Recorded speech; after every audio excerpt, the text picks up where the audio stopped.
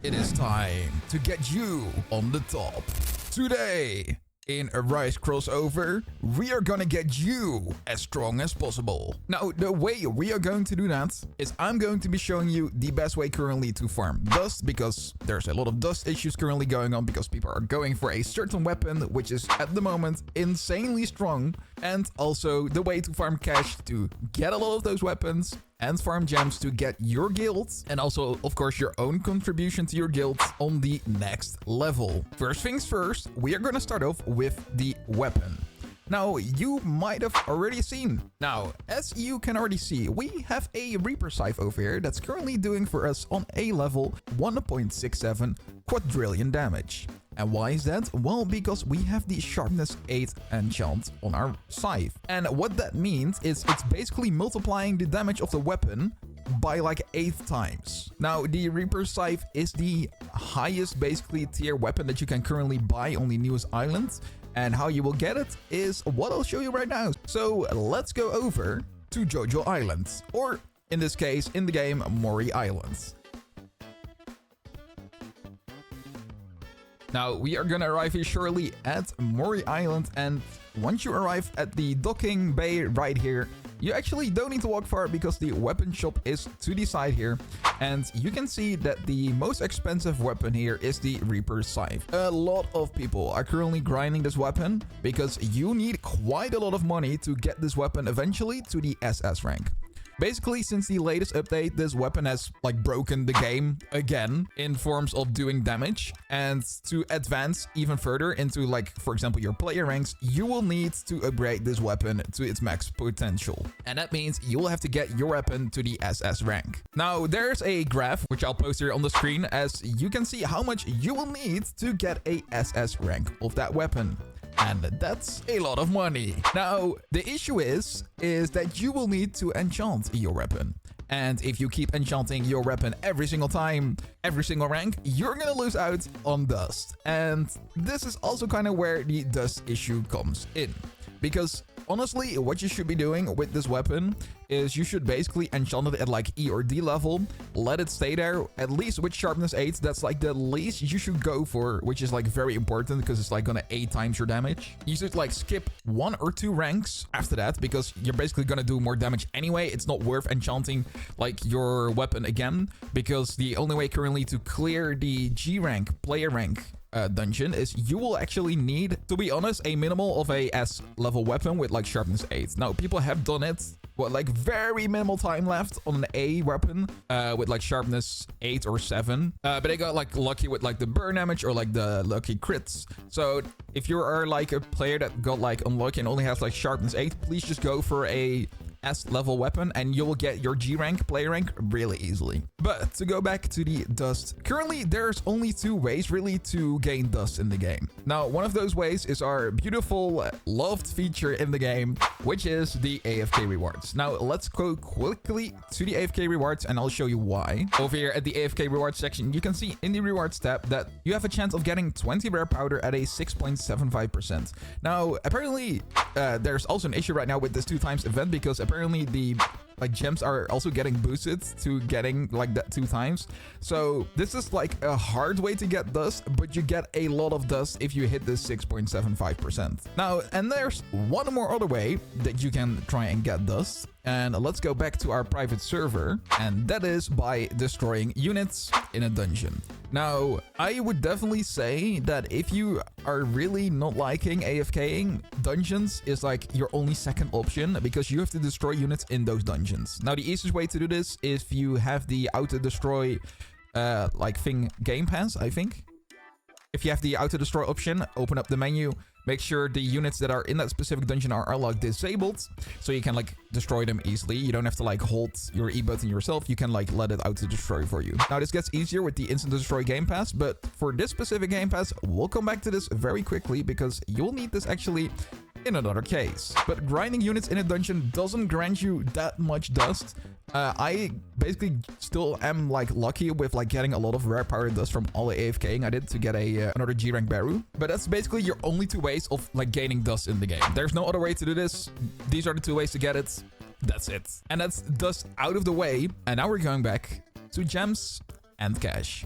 Now, you might have already seen a short combine of me saying how you can grind a lot of money and gems really easily. And that's because, just to showcase it a little bit, our guild as of this moment is on the 26th place on the global leaderboard.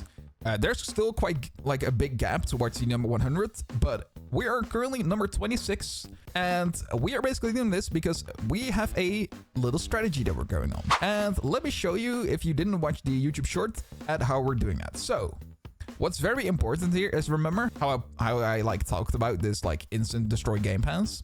Well, apparently if you kill a unit and you have the instant destroy game pass and you destroy the unit, it's going to respawn 2 times as fast. So let's say we are going to kill this little brute over here. Now it should honestly take like 5 seconds. So 2, 3, 4, 5. Yeah, there we go, to like respawn.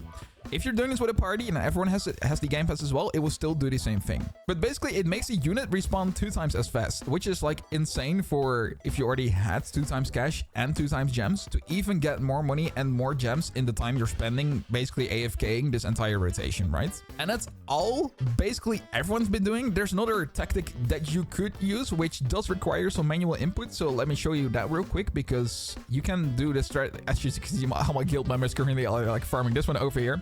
But what you could do is you could farm this brute over here, and if you have one person on the other brute, you can quickly run over there. Now I'm currently using a mammoth, but you want to use a tiger in this case.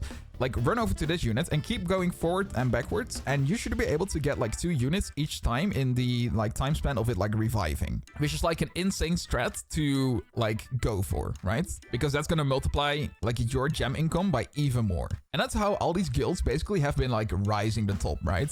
Now, of course, a lot of the other guilds are like rotating. As you probably already saw what we tried to do in a live stream, a lot of players out, but we've already kind of like given up on doing that.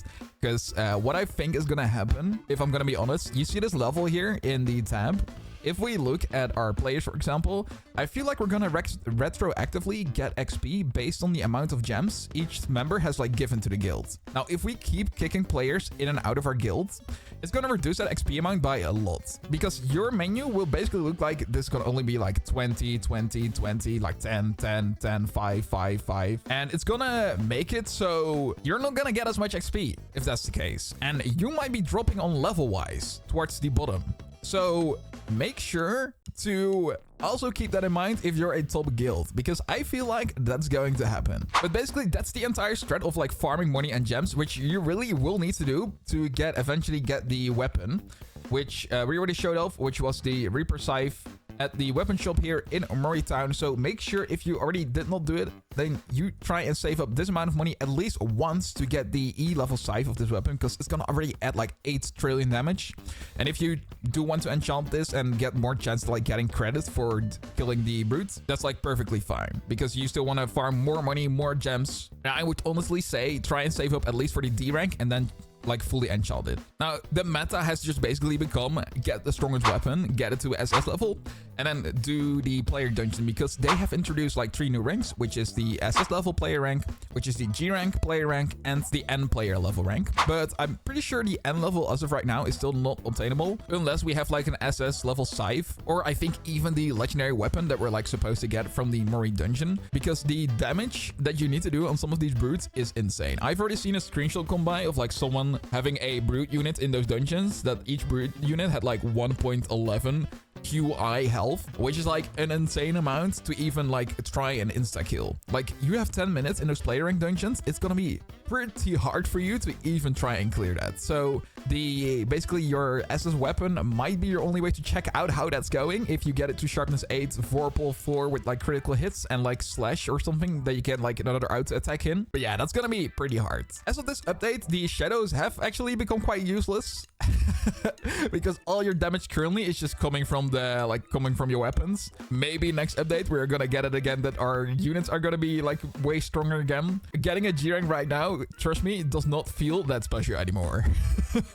As from like what I was used to when I recorded the video for like the AFK berry that I got, or like getting my first Arise Beru on stream. So yeah, that's kind of, I have to like still get used to getting a stronger unit, which does not feel like that massive anymore. Besides, of course, if we do get the N Monarch eventually, you can expect a video.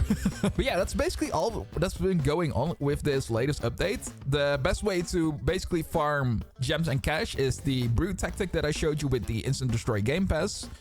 Try and do it also with more people, because you're gonna get the kill on the brute way faster, which is gonna make it respawn even faster. Then we have the dust, which you can only basically get from AFKing in the AFK room or destroying units in a dungeon, which does grant you a low amount. So I would honestly say go still for the AFK room. Still gonna be your best case scenario to get the most like dust based on the amount of time you're spending. And then of course the new metal weapon that we showed off, which is the Reaper Scythe.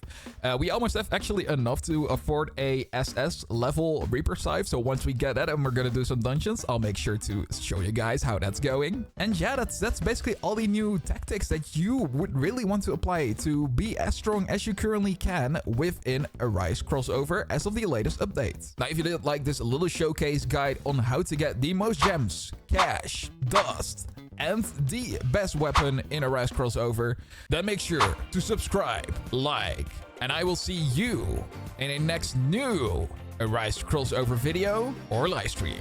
Have a fantastic weapon grinding journey.